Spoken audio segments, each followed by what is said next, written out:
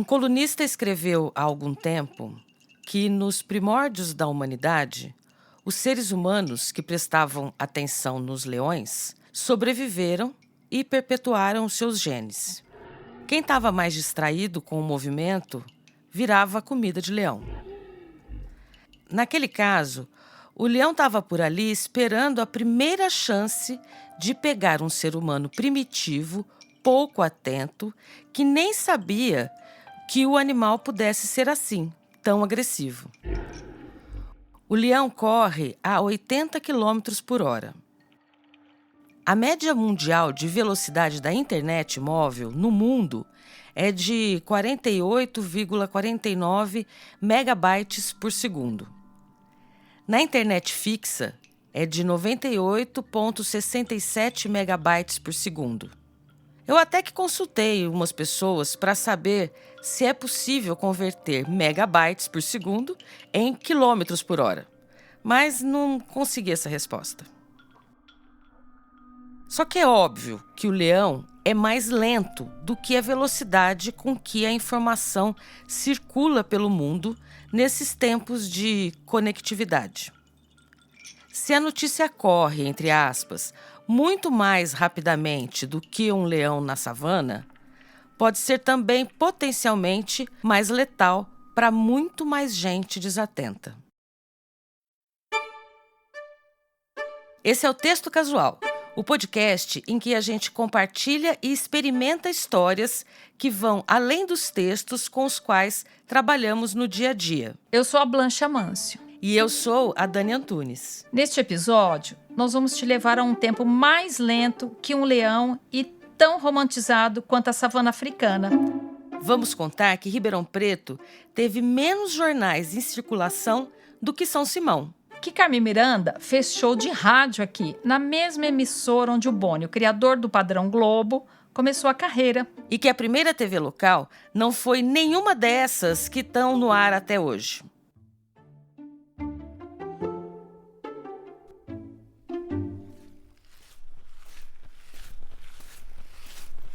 Imagine Ribeirão Preto na metade do século XIX. Não era nem cidade, era a Vila de São Sebastião do Ribeirão Preto.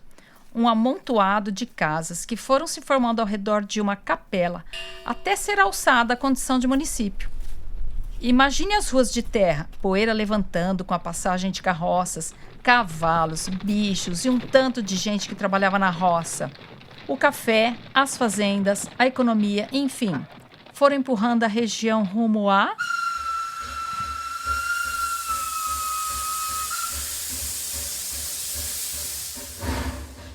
O lugar mais importante da região era São Simão. Meu nome é Paula Milani Rocha, eu sou jornalista, formada em jornalismo e em ciências sociais e atualmente estou como professora universitária, atuando no Departamento de Jornalismo da Universidade Estadual de Ponta Grossa, no Paraná. A Paula é autora do livro Jornalismo e Modo de Produção, as transformações dos impressos no Nordeste do estado de São Paulo, junto com a também jornalista Gabriela Zawitch.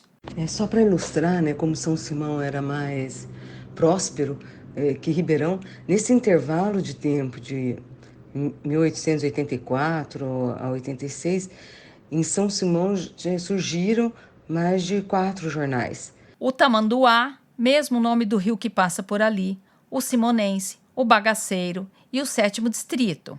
Enquanto em Ribeirão foram do A Luta e La Unione Italiana. O La Unione Italiana era dirigido à comunidade dos imigrantes que começavam a chegar e era escrito no idioma deles. Jornal de circulação mesmo era o A Lucta, criado em 1884 e que sai uma vez por semana. Escreve Lucta. Ele teve pouca duração, que era comum, na época, os jornais terem uma vida mais curta ali no século XIX, um modo mais artesanal, feito por uma pessoa, no máximo 2. E ele foi criado ali em 1884. O semanário tinha 25 centímetros de altura, pouco menos do que o tamanho de uma revista padrão, que tem 28 centímetros.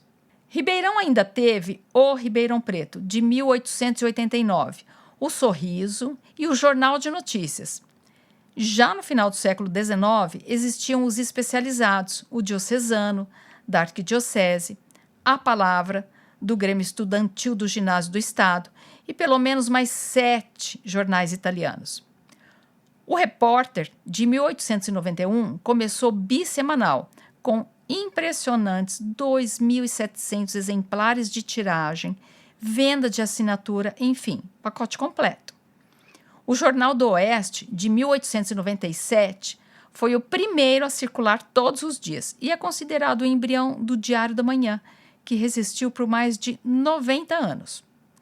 Esse diário e o A Cidade, que é de 1905, foram os únicos que surgiram naqueles tempos e que mais resistiram às mudanças econômicas, políticas e sociais dos anos seguintes. O jornal Tribuna Ribeirão, que circula há 28 anos e atualmente tem a maior tiragem, abordando notícias da cidade, contou essas e muitas outras histórias em um caderno especial que está disponível em PDF na internet. A gente vai deixar o link na descrição do episódio. Na pesquisa para esse episódio, eu me deparei com um impasse. A Paula descreve o Alucta como um jornal de oposição ao regime da época, aos políticos, à elite. Já a reportagem do Tribuna, feita pelo jornalista Márcio Javaroni, diz que o jornal é alinhado ao poder, ao império. Na falta de exemplares, para a gente consultar quem é que está certo, sugiro que leia os dois, o livro da Paula e da Gabi e a reportagem do Tribuna. Todos os autores mantêm suas versões sobre o mesmo impresso, o que também pode significar que, em algum momento, houve uma virada na linha editorial. Na primeira metade do século passado, surgiram tantos jornais com o nome Diário que dá para confundir as histórias. Tem o Diário da Manhã, criado por Juvenal de Sá, que foi comprado por Costabile Romano e sobreviveu 90 anos. Tem o Diário de Notícias, criado por José da Silva Lisboa, e o Diário, criado por Costabile Romano, depois de ter vendido o diário anterior. Ufa! Meu nome é Antônio Carlos Morandini, sou jornalista, radialista, nascido em Ribeirão Preto em 1943. Com 12 anos de idade, o Morandini começou a lida como jornalista em um dos tantos jornais com o nome de diário que a cidade já teve, o Diário de Notícias. Onde eu fazia uma coluna estudantil. E, obviamente, dali a gente começa a deixar a tinta, o cádmio, o chumbo, entrar nas nossas veias. Naquela época nós tínhamos os jornais Diário de Notícias, A Cidade, Diário da Manhã, O Diário e A Tarde. Posteriormente tivemos outros jornais, o Berro, etc., mas que permaneceram foram os jornais depois A Tribuna e Jornal A Cidade e O Diário até há bem pouco tempo. Nós, inclusive, começamos no rádio por conta destas notícias que captávamos no telégrafo. É que, além de escrever a coluna estudantil do Diário de Notícias, o Morandini também ajudava o telegrafista a captar as notícias via código Morse e fazia as tripas com as notícias estas que chegariam só no dia seguinte, ao meio-dia, em Ribeirão Preto, para serem depois divulgadas através da imprensa falada. Quando a história chegava, já estava velha. Isso para os padrões de hoje, é claro. O telegrafista terminava de captar a notícia por volta de 11 horas da noite e o Morandini ia para a emissora de rádio fazer o seu trabalho. E daí a gente foi entrando no rádio, conversando, e um dia eu estava indo fazer um teste na Rádio Brasiliense, que é a qual nós fazíamos a transmissão, e ele, um amigo meu, convidou-me para ir para a PRA7. Que começou bem antes disso. A PRA7 foi a primeira emissora de rádio de Ribeirão, do interior do estado e também do interior do Brasil. A história do rádio de Ribeirão Preto tem início na década de 20, quando um grupo de cidadãos, comerciantes, profissionais liberais e intelectuais, interessados no estudo da telegrafia e radiotelegrafia, resolveram fundar um clube, o Rádio Clube de Ribeirão Preto. Esse é o Gil Santiago, radialista, professor na UNAERP, a universidade onde eu e a Dani nos formamos e onde também fomos alunas dele. À frente desse grupo estava um comerciante, José Cláudio Lousada, que realizava experiências com transmissões de sinais sonoros. Esse interesse do Lousada por transmissão de rádio o levou a conhecer o professor José da Silva Bueno, em Franca. O Bueno também realizava experiências com transmissões de rádio. E a pedido do Lousada, o Bueno, professor Bueno, desenhou, construiu e montou um aparelho de rádio para Ribeirão Preto. É o primeiro transmissor da Rádio Clube. E começa aqui essa história da Rádio Clube de Ribeirão Preto. A partir desse primeiro transmissor, as relações do comerciante José Cláudio Lousada e do professor José da Silva Bueno se intensificaram. Bueno aceitou o convite feito por Lousada e construiu um outro transmissor para colocar, aí sim, definitivamente a Rádio Clube no ar. Isso aconteceu em 23 de dezembro de 1924, um ano depois de Edgar Roquette Pinto e Henri Morise fazerem isso pela primeira vez no Brasil. A velocidade da transmissão e a chance de colocar o programa no ar não dependia deles. A rádio ficava no ar por pouco tempo, sempre depois do meio-dia e sem hora definida para começar. Tudo dependia do dia e do transmissor, cuja válvula esquentava se permanecesse ligado por muito tempo. A programação desses anos 20 e 30 tinha como base músicas clássicas, sucessos de grandes orquestras, jazz, as tradicionais marchinhas de carnaval, mesclada com o relato dos acontecimentos que envolviam a sociedade ribeirão-pretana e as principais notícias do Brasil e do mundo. Depois da troca dos transmissores, a partir de 1935, a programação mudou. Sebastião Porto implantou o rádio-teatro na programação da PRA7, com transmissões às quartas e domingos à noite. E a partir de 1937, o rádio-teatro passou a ser apresentado todas as noites, transformando-se no gênero preferido do público feminino durante a década de 40 em Ribeirão Preto e boa parte do estado. O jornalismo começou a ganhar destaque na programação da PRA7 em 1936, quando o jornalista Sebastião Porto implantou um noticiário diário. Começava às 7 da manhã, com duração de 5 minutos. Em 1945, Sebastião e Fuad Cassis colocaram no ar a Rotativa Sonora, o mais influente jornal da história do rádio ribeirão pretano. Passaram pelos estúdios da PRA7 artistas como Chiquinha Rodrigues, Orlando Silva, Carmen Miranda, Aurora Miranda, Carlos Galhardo, Silvio Caldas, Dicinha e Linda Batista, entre outros.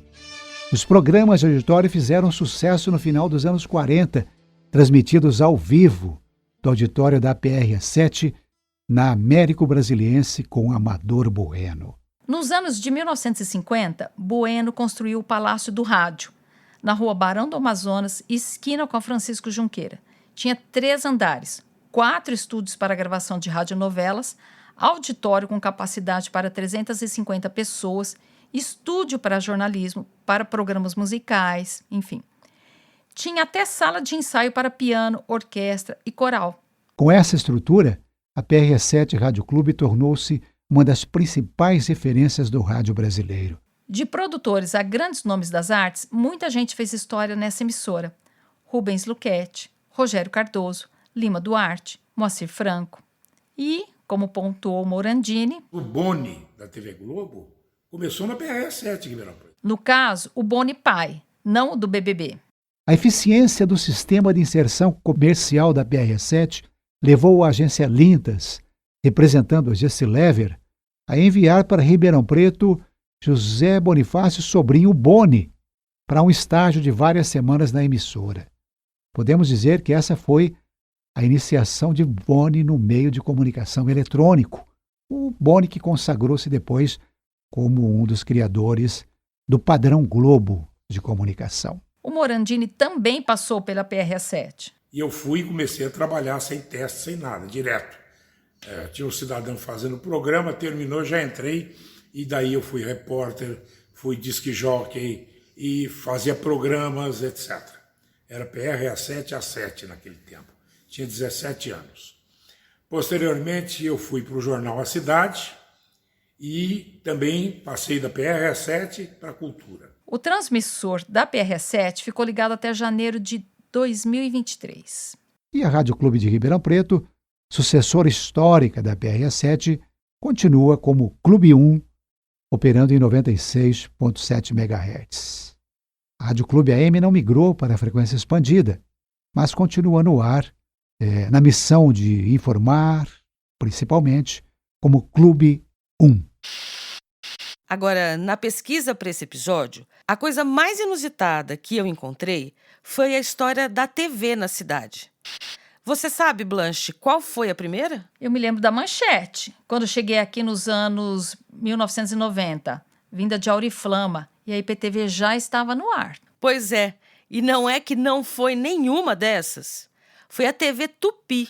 Com a PRF3, Rádio Tupi. Que foi também a primeira emissora de TV do interior do país a ter programação própria. Ela funcionou de 1959 até 1963 e parou porque a antena, que ficava no topo de um edifício lá no centro da cidade, foi destruída por uma tempestade. A gente também não encontrou registros históricos de revistas, mas sabemos que a Revide foi uma das pioneiras. E ela circula até hoje, desde 1986. E a Painel, que começou como jornal em 1979, converteu-se em revista nos anos de 1990. Segue como publicação da Associação de Engenharia, Arquitetura e Agronomia de Ribeirão Preto, a EARP, e é editada por nós, na Texto Comunicação, desde 2007. Uma pesquisa divulgada em 2018 revela que notícias falsas se alastram 70% mais rapidamente do que as verdadeiras. O estudo é do Instituto de Tecnologia de Massachusetts, o MIT, dos Estados Unidos, e foi publicado pela revista Science, que, aliás, foi fundada antes do Alucta, em 1880, por John Michaels, com apoio financeiro de Thomas Edison e depois de Alexander Graham Bell. No comecinho, durou tanto quanto o Alucta, 2 anos, mas voltou e está aí até hoje como referência em artigos científicos do mundo todo. Mas por que você meteu a Science nesse roteiro? Sei lá, eu achei curioso.